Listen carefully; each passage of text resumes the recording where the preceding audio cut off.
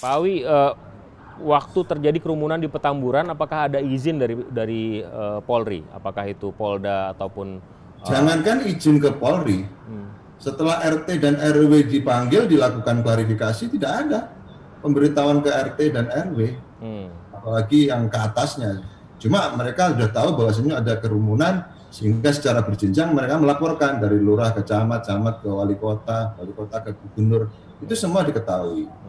Bahkan dalam pemeriksaan, dalam klarifikasi para pihak yang telah dipanggil seperti dari gubernur, kemudian wali kota, dari camat, dari dari pihak-pihak misalnya Satpol PP, dari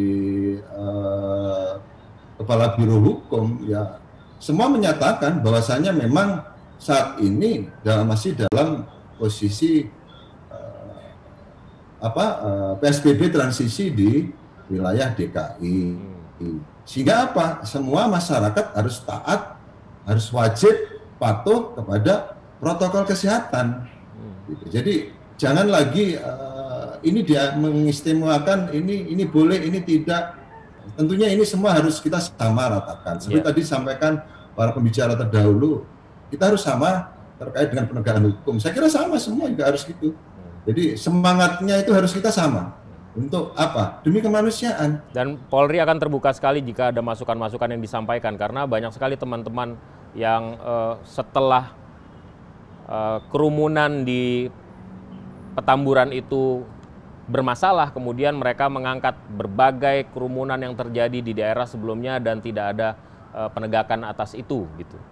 Dan itu ujian untuk para Kasatwil dan sudah diberikan contoh oleh Bapak Kapolri, oleh pimpinan Polri, bahwasanya siapa yang tidak taat, patuh terhadap perintah pimpinan, terhadap penegakan hukum protokol kesehatan, tentunya nanti akan diberikan sanksi dan akan dilakukan evaluasi.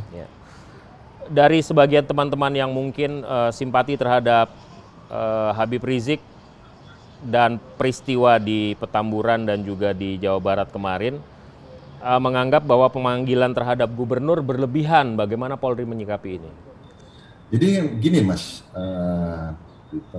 Alvito, bahwasanya posisi Bapak Gubernur yang jelas, yang pertama, beliau adalah kepala daerah, ya, kepala daerah yang mengeluarkan perda, bahkan yang memutuskan bahwasanya PSBB transisi. Jakarta PSBB transisi. Berarti apa? Beliau tahu betul bahwasanya hari ini kita wajib taat, patuh terhadap protokol kesehatan.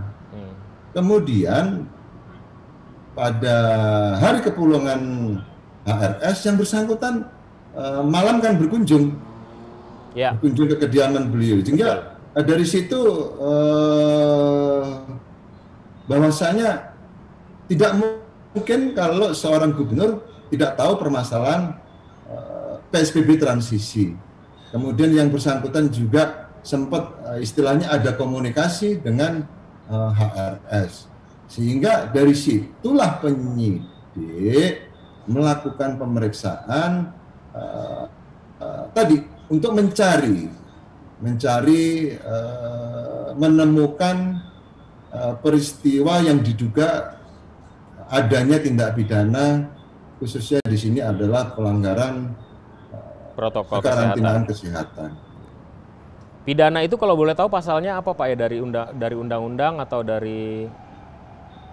Yang jelas Pak Alvito, terkait dengan kekarantinaan ini memang banyak sekali pasal yang kita bisa terapkan, tentunya nanti sesuai dengan konstruksi hukum atau temuan-temuan bukti permulaan yang ada ditemukan oleh penyidik. Justru ini yang dilakukan ya. Dengan Undang-Undang Kekarantinaan pasal 93 di Undang-Undang Nomor 6 tahun 2018, di sana bisa dinyatakan bahwa setiap orang yang tidak mematuhi penyelenggaraan kekarantinaan kesehatan atau menghalang-halangi penyelenggaraan kekarantinaan kesehatan hingga menyebabkan kedaruratan kesehatan bisa dipidana penjara 1 tahun. Kemudian juga ada di pasal 14 ayat 1 Undang-Undang Nomor 4 tahun 1984 terkait wabah penyakit menular. Di sana juga disampaikan bahwasannya barang siapa secara sengaja menghalangi pelaksanaan penanggulangan wabah diancam pidana penjara 1 tahun.